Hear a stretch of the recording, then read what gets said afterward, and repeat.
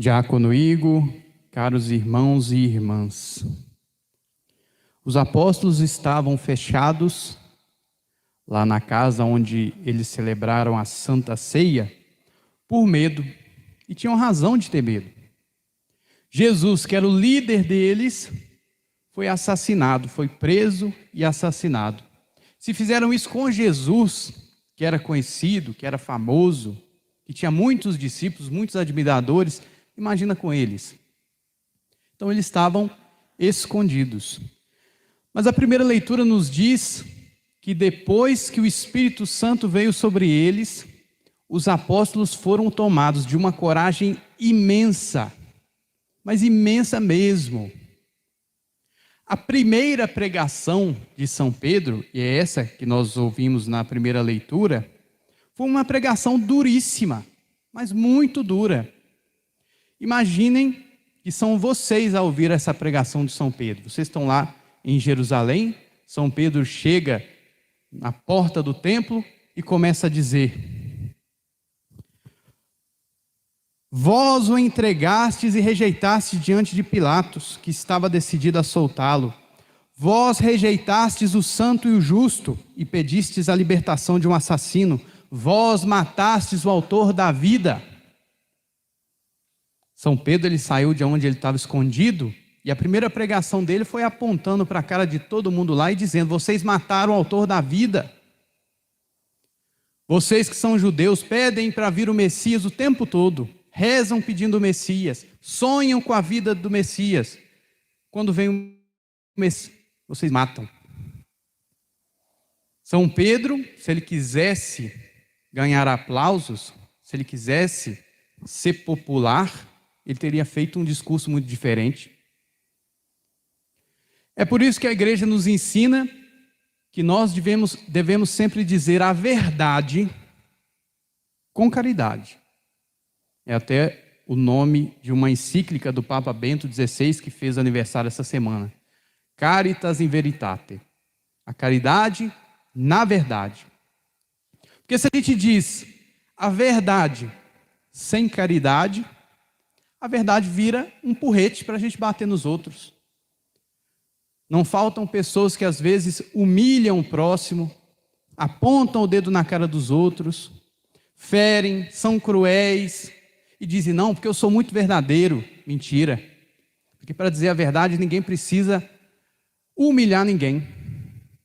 A verdade não é um instrumento de agressão. Quando nós dizemos a verdade é para que as outras pessoas que estão ouvindo se convertam, mudem de atitude. A verdade é um aviso. Mas por outro lado, a caridade sem a verdade é sentimentalismo. Pensando o que eu iria dizer nessa homilia, eu me lembrei de um episódio de quando eu fazia pastoral lá no bairro Serra. A gente visitava aquele hospital grande que tem lá, Não é o Newton Rocha, não. Aquele Life Center. Hospital gigantesco. E aí, o 6º andar lá era só quem estava assim muito ruim. Dali era ou para o CTI ou para o cemitério. Os 2 caminhos que tinha. E tinha uma senhora que estava realmente nas últimas.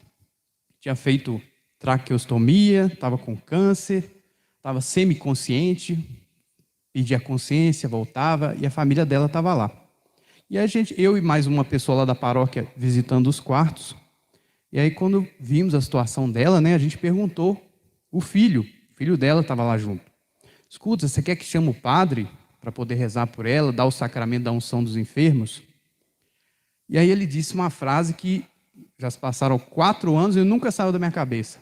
Ele disse assim: não, porque senão ela vai ficar muito nervosa. Mas o 7º dia a gente vai celebrar lá na sua igreja. Eu achei aquilo de uma crueldade absurda. A mulher ainda estava viva e ele estava pensando no 7º dia. Por mais que a gente saiba que chegou em determinados momentos, a pessoa já está nas mãos de Deus,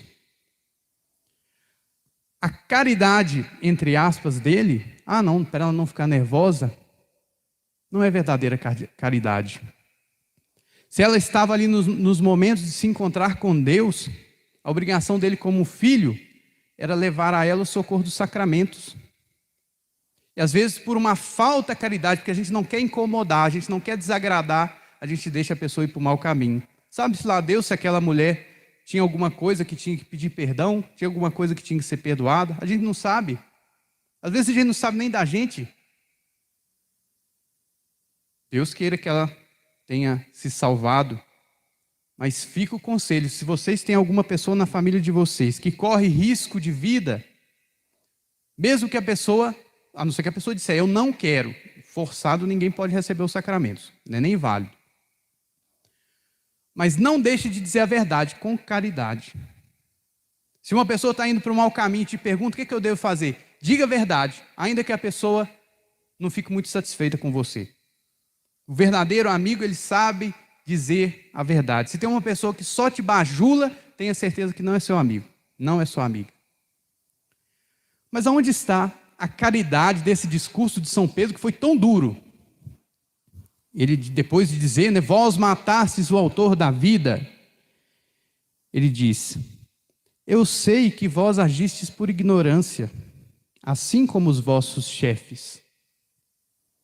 Veja a bondade de São Pedro. Os chefes, principalmente, mais do que o povo, sabiam que Jesus era inocente. Eles tiveram que inventar a acusação. Então, claro que eles sabiam que Jesus era inocente. Mas eles não sabiam a verdade inteira, não sabiam que Jesus era filho de Deus. Então, São Pedro, com caridade, tenta achar ali um ângulo em que aquele crime terrível de matar Jesus tem uma certa nuance. Ele não deixa de dizer a verdade, mas diz com caridade. E é por isso que daquela pregação de São Pedro, milhares de pessoas se converteram. A palavra de Deus é assim, a palavra de Deus é como um leão. Ela não precisa ser protegida, você só precisa soltá-la. Agora, se a gente pega a palavra de Deus, que é um leão, amarra as patas, arranca as garras e tira os dentes, não vai converter ninguém. Às vezes a gente prega o evangelho depois de pôr bastante água com açúcar nele, de forma que agrade o ouvido de todo mundo e não incomode o coração de ninguém. Aí ninguém se sente tocado a mudar de vida, ninguém se sente tocado a se converter. No evangelho, Jesus, ele aparece aos seus discípulos. E aqui nós vemos a imensa dificuldade que foi para os evangelistas, para os apóstolos, de explicar a ressurreição de Jesus. Porque Jesus estava vivo, era o mesmo Jesus, com o mesmo corpo que foi crucificado, não é que ele trocou de corpo, era o mesmo Jesus, mas diferente. Como que você retrata, como que você descreve alguém que é o mesmo, mas é diferente? Isso era uma dificuldade imensa. Então, para mostrar que Jesus era o mesmo, ele mostrava para os apóstolos, veja as chagas, é o mesmo corpo da cruz. Veja, tem alguma coisa de comer? Eu não sou um fantasma. Jesus comeu o peixe junto com os apóstolos, era o mesmo. Mas ele também era diferente. Jesus não ressuscitou como Lázaro, que voltou à vida, mas aí passado algum tempo morreu de novo. Não, a morte não tinha poder sobre ele. Mesmo estando tudo fechado, ele aparecia no meio dos apóstolos. O sofrimento não tinha poder sobre ele, a fraqueza não tinha poder sobre ele, o cansaço não tinha poder sobre ele. E nem mesmo a fome, era um corpo glorioso, o mesmo corpo, mas diferente. São Paulo, para tentar explicar essa realidade tão incrível, tão maravilhosa, ele faz a comparação com uma planta. O corpo que morre é como uma semente, e o corpo que ressuscita é como uma planta. Nós sabemos que a semente, a planta é a mesma semente, mas é diferente. Então é isso que o Evangelho vem nos ensinar. Jesus ressuscitado é o mesmo, mas diferente, modificado, glorioso. E o fato de Jesus ressuscitar tem que nos deixar muito claro o nosso destino.